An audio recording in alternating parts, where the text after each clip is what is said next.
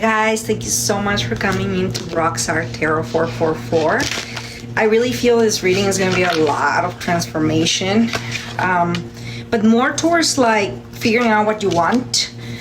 It definitely, yeah, your passions, looking ahead. So essentially you've already worked on what you don't want. You already had to get out of it, be diligent with your mental health.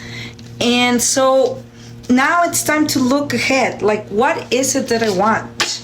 What is that? I'm thinking is happiness that you're looking for, or more balance is both. So you like some happiness, more balance, better relationships. So then start figuring out what does that look like, right? Because you know what bad relationships look like, but what do good relationships look like? Like, because what makes you happy is not the same as what makes me happy, right? So sitting down to wonder, it's like, when have I been actually happy?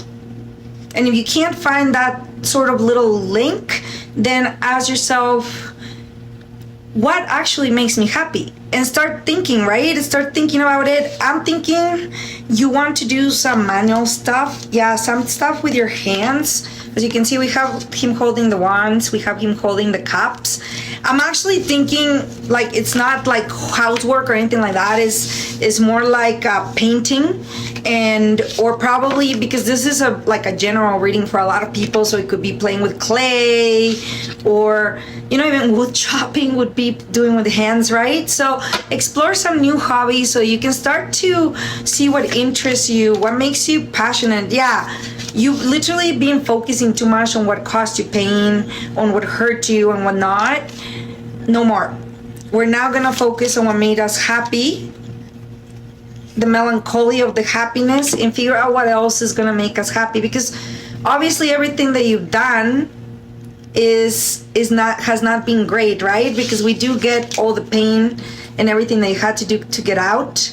So you want to look for new stuff, change, lots of change for you.